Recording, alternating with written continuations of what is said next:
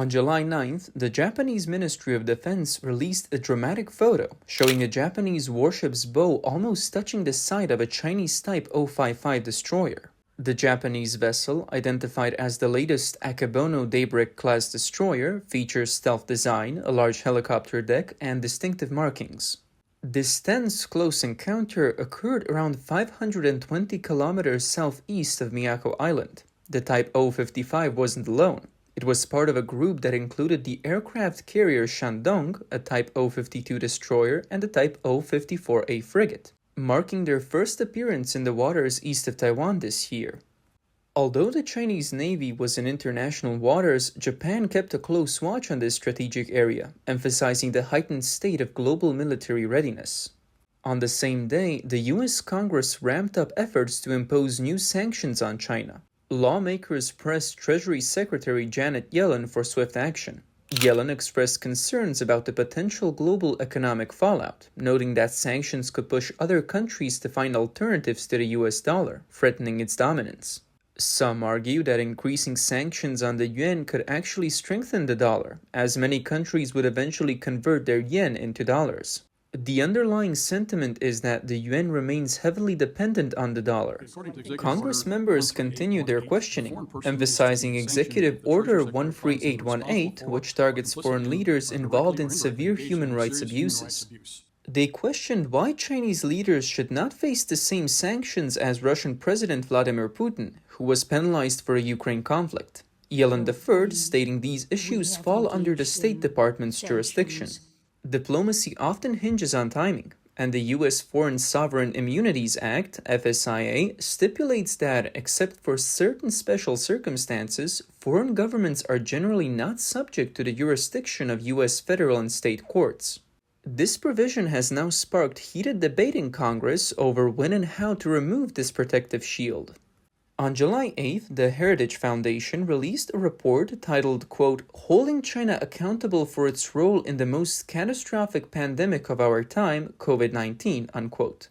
The report outlines potential lawsuits seeking a total of $18 trillion in damages.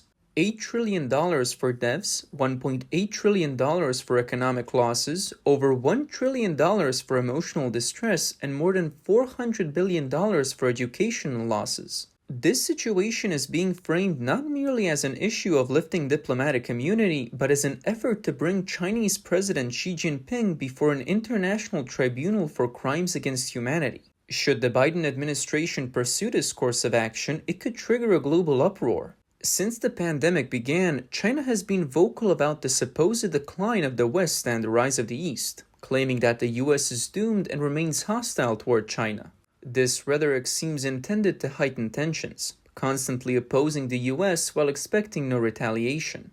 With its large population, robust economy, global network of spies, and a nuclear arsenal in alliance with Russia, China is clearly positioning itself against the US.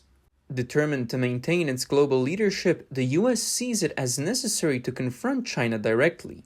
In July, General Sir Nick Carter, the recently retired British Army chief, warned in an interview with The Times that the current alliance between China, Russia, and Iran is more dangerous than the World War II axis. These countries are increasingly interdependent and coordinated.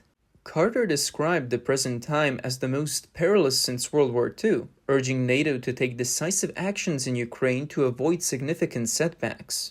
He stressed that NATO has 5 to 10 years to address the Russian threat, highlighting the urgency. The concept of a new China-Russia-Iran axis has become deeply ingrained in Western societies, especially within the Five Eyes alliance, where it represents political correctness. Any dissent is considered outlandish. The CCP's severe actions have made it an undeniable target. Globally, there's a strong sentiment that if the US doesn't dismantle the CCP, it would be a grave injustice. Sources from Washington confirm that G7 nations and NATO are preparing a series of financial sanctions against China. The US Congress is also discussing potential sanctions on President Xi Jinping and the yuan. These measures are considered inevitable, with military preparations already underway. The US is firmly committed to sanctioning China and is also planning military actions. No matter the means, the US is determined to tackle this defined adversary. At the NATO summit, Sweden proposed focusing more attention on China to gain American support. Outside the summit, former President Trump loudly advocated that NATO should target the CCP, asserting that taking down its leadership would solve many problems. In response to this situation, Xi Jinping chose to demonstrate military force. On July 8th, just before the NATO summit, China dispatched 50 Special Forces soldiers to the Belarus-Poland border for the Eagle Strike 2024 joint military exercise. The exercise location, just a river away from Polish territory and only 200 meters from the nearest Polish village, was a clear attempt to intimidate NATO. Similar to Hamas's daily drills on the Gaza-Israel border, China's exercise was a show of strength, ready to attack when the time is right. Despite claiming the exercise wasn't targeted at any specific country, this was obviously a deceptive statement. Belarus, facing worsening conditions under sanctions and high unemployment, saw military engagement as a viable solution. With China's support, Russia has turned to a war economy, stabilizing Putin's rule by addressing employment issues. Seeing the benefits, Belarus decided that rather than starve, it would join the conflict, potentially securing food and resources. Xi Jinping promised financial and military support, encouraging Belarus to pursue its goals without worry. The Ukraine conflict, likely spurred by Xi's encouragement, saw Belarus now potentially targeting Poland, another sign of China's influence. Amid the ongoing power struggles among major nations, Hungarian Prime Minister Viktor Orbán has emerged as a spokesperson for Xi Jinping and Vladimir Putin. Recently appointed as the rotating president of the EU, Orbán has had a packed schedule. He swiftly traveled from Ukraine to Moscow for a meeting with Putin, then hurried to Beijing to meet with Xi Jinping, and finally headed to Washington to attend the NATO summit at ease. On social media platform X, Orbán has been promoting his Peace Mission 4.0, which essentially carries ultimatums from Putin and Xi. His message to the West is clear: comply or prepare for conflict. Even before Russia invaded Ukraine, China and Russia had jointly proposed a security draft, demanding NATO revert to its 1997 borders and prohibit the deployment of intermediate-range missiles within 3,000 kilometers of their borders. This so-called New Eurasianism aims to restore Cold War-era standoffs, leaving the West helpless as China and Russia trample human rights and oppress the weak, all under the guise of internal affairs that outsiders cannot interfere with. China's military exercises near NATO borders across Eurasia are a high-profile threat. Orbán's errands for China are part of psychological warfare, a tactic China constantly uses. Publicly, China engages in military drills around Taiwan while conducting psychological warfare internally. This dual approach is now being used against NATO as well. This series of actions can be traced back to February 4, 2022, the day China and Russia formed an alliance. Since then, these two authoritarian regimes have been collaborating, with China providing economic support and Russia expanding its influence. Putin's ability to wage war heavily relies on China's substantial economic support. Without this backing, Russia would not dare to initiate military actions. From weapons to logistics, Russia's military efforts are sustained by Chinese funding. Essentially, China serves as Russia's economic lifeline, enabling the continuation of this invasion.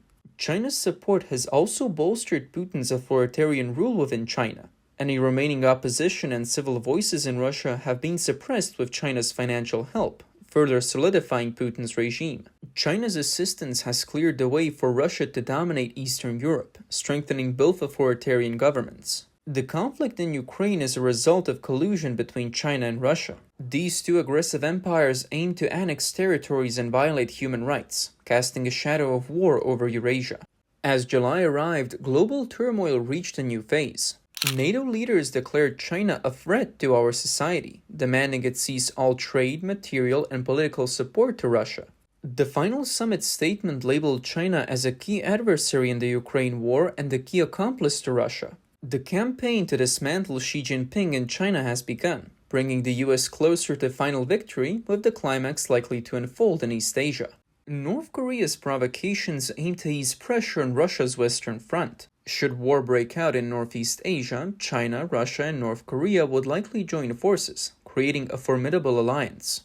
North Korea's accusations against South Korea, including claims of provocation during border artillery drills and threats of immediate military action if their sovereignty is violated, mirror the Ukraine scenario, with potential for escalation. Russia believes that capturing Ukraine would restore the glory of the Russian Empire and the Soviet Union. Losing Ukraine could lead to Russia's fragmentation, making this war crucial for them. In a full-scale East Asian conflict, China and Russia would likely target Japan, a key US ally with advanced military technology and high-tech products.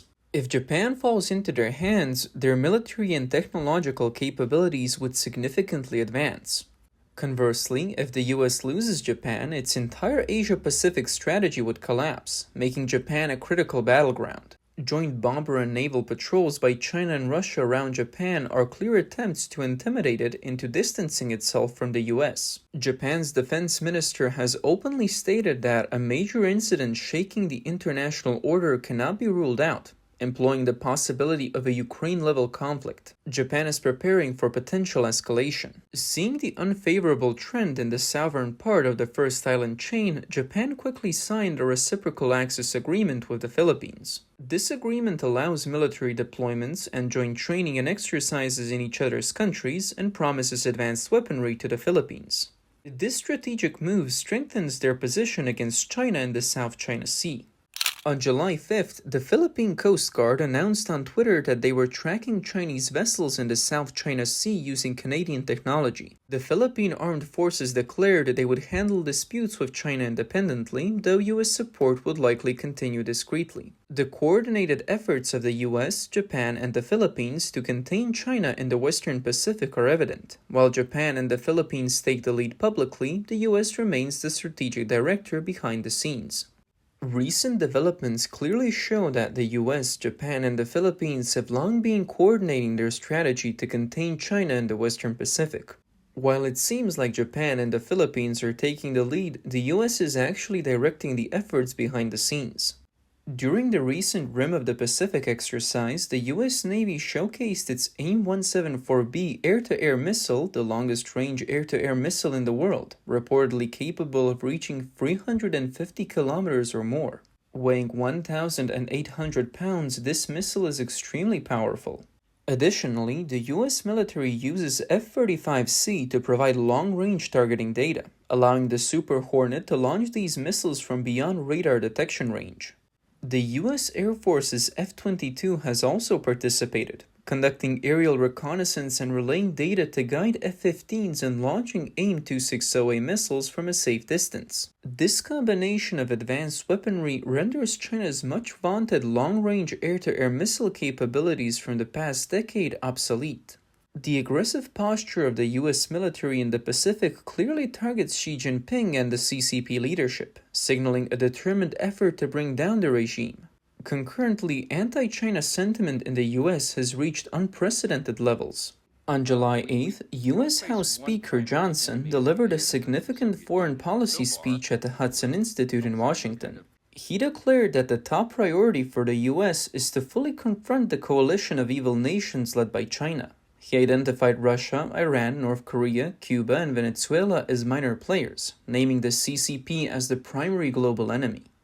Speaker Johnson announced that the House would push for a series of comprehensive and tough anti-China measures, including financial sanctions, corporate restrictions, investment limits, and even revoking diplomatic immunity for CCP leaders. Some might argue that getting a bill for the US Congress could take forever. While it's true that the legislative process is often lengthy, when the Speaker of the House makes such a strong statement, it's a clear sign that these bills will almost certainly pass. Moreover, the US government can act quickly. The President has the power to implement these sanctions for executive orders, which is much faster than waiting for Congress to pass a bill. This ability to swiftly enact sanctions is a significant advantage, capable of delivering a severe blow to the CCP. Despite partisan differences on many issues, both parties in the US are united in their stance against the CCP, viewing it as a mortal enemy that must be eradicated to uphold global justice. Speaker Johnson's statement effectively sentences the CCP to immediate action, leaving no room for appeal. Whether China's downfall comes from financial sanctions or political isolation is irrelevant. The end of the CCP seems imminent.